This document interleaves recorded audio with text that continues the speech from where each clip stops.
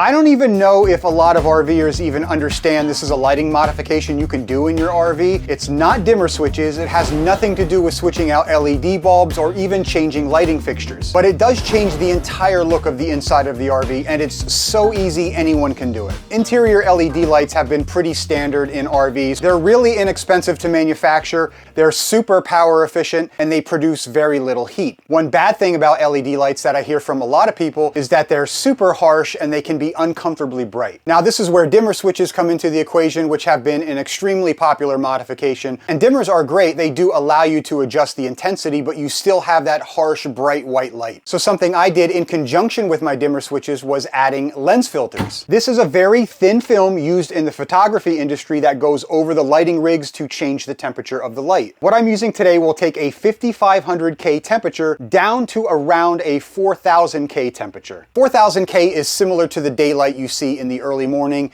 and the late afternoon. It's kind of this unknown upgrade that you can make, and you don't have to do dimmer switches if you don't want to. There's no wiring that needs to be done, you don't have to change any LED bulbs, and all the skills you need to install lens filters you learned in kindergarten. So let me show you how to put this stuff in. So you're just going to remove the lens from your interior lights, and you'll want to cover the area inside the lens where the light shines through the lens with the filter. On my lighting, I cut out a circle for the bottom, and then cut out a strip to cover the sides.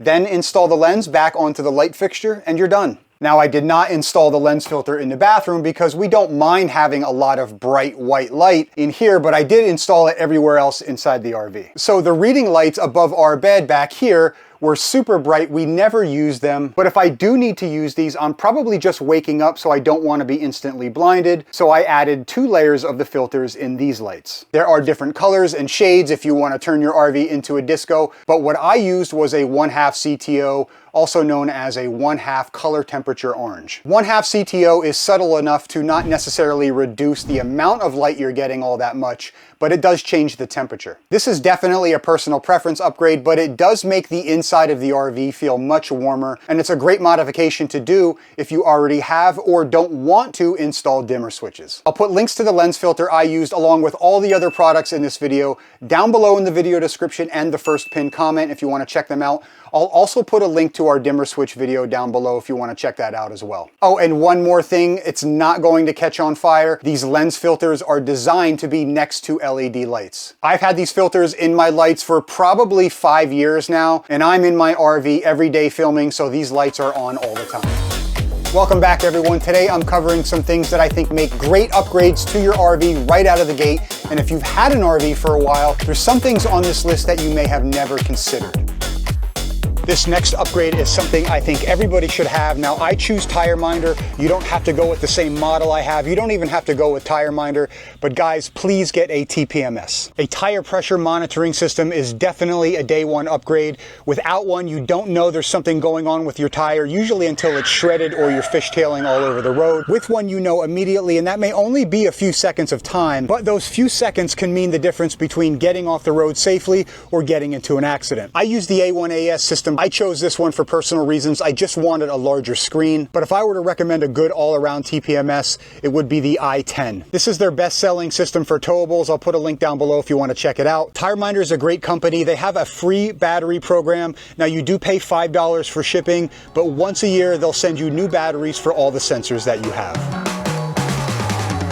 This next upgrade is starting to become more standard on at least the mid-level and up RVs. I almost left it off the list because I shouldn't be so excited about something as simple as these slide-out drawers. Not only is space in an RV limited, no matter how big your RV is, the space you do have sometimes isn't the easiest to access. I have this cabinet above my sink and it extends so far back that it's so inconvenient you almost have to pull everything out of the front before you remove anything out of the back. And that was the same issue with our pantry. These things go back pretty far, so I installed these stainless steel slide-out racks to make accessing everything we want much easier. These slide-out drawers come in a ton of different sizes, so make sure you measure, and also make sure you measure at the smallest spot, which is usually the front here at the opening. Sometimes it's just the most ridiculous things like slide-out drawers that we're so used to in our house that make RV life so much more enjoyable. There's a lot more to come, but if you enjoy our videos and want to support the work I do to help other RVers, please let me know by liking, commenting, sharing, and I hope you consider subscribing. So you spend all this money on an RV and the mattress that comes from the factory is just awful. I've heard a lot of people just ask the manufacturers to not even include it. Before you do anything, measure the length, width, and height of your mattress as well as the same measurements of where the mattress fits. You can actually sometimes fit a larger mattress in the area because the factory mattress is a little bit small. And listen, there's a lot of choices for mattresses. We went with and eventually partnered with RV Mattress for one simple reason. They shipped it to the house,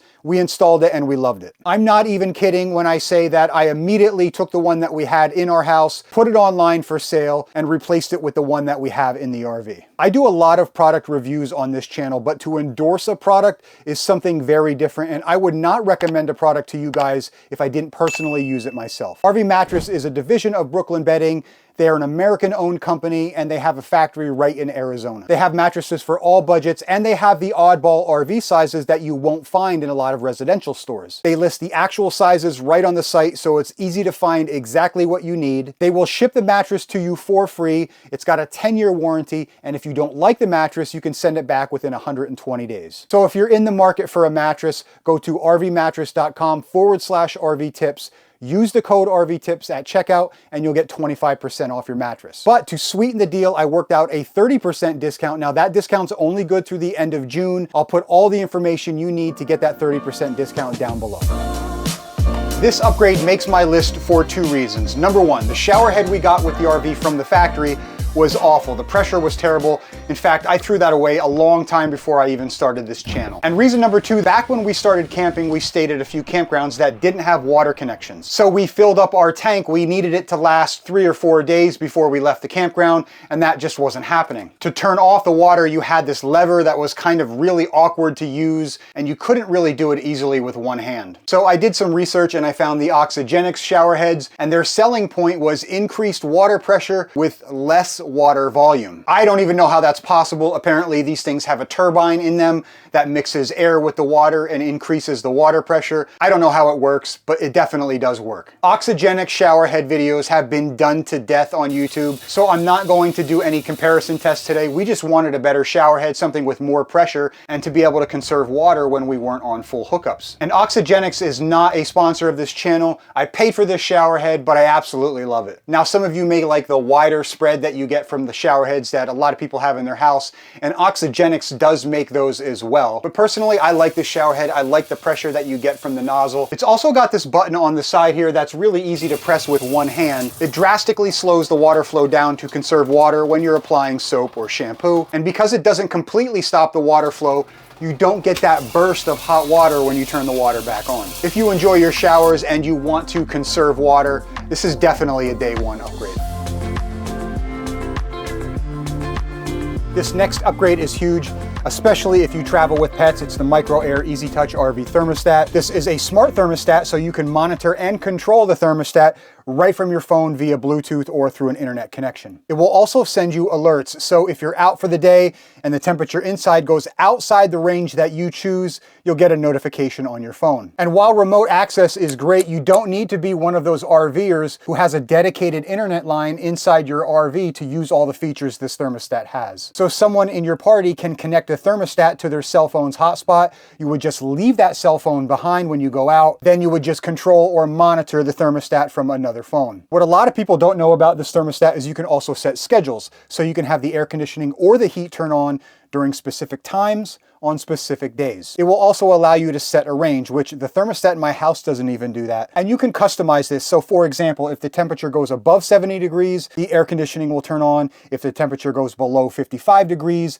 the heat will turn on. Keeping your temperature regulated will help you save money on propane or electricity if you pay for your actual electric usage. I replaced the awful Dometic thermostat that I had in here from the factory about 1.5 years ago and have had 0 complaints with this thermostat. I'll put a link down below to our installation video of this thermostat. I'll also put a link to the Micro-Air website, and if you use the code RVTIPS at checkout, you'll get $15 off your thermostat. So I cheated a little bit on this next one. It's not necessarily an upgrade I'm going to recommend, but I do have some experience with it, so I want to clear some things up if this is an upgrade you plan on doing. Our floor plan only offered one seating arrangement during the year that we bought it. After one trip, we knew we needed to get rid of it. It was really uncomfortable. The other issue, and probably even more prevalent than being uncomfortable, was the cracking and peeling that was so common among RV furniture. I've seen countless posts online, people battling with the manufacturer only a year or two after they bought the RV because their furniture was failing. So many of you will upgrade your furniture either because it's not comfortable or because it's falling apart. The point is, you do not need to replace your RV furniture with RV branded furniture. RV furniture is just way overpriced. Now take home furniture stores, they're everywhere. They're a dime a dozen, so you're going to find much better prices for comparable products. I got this love seat at a home furniture store.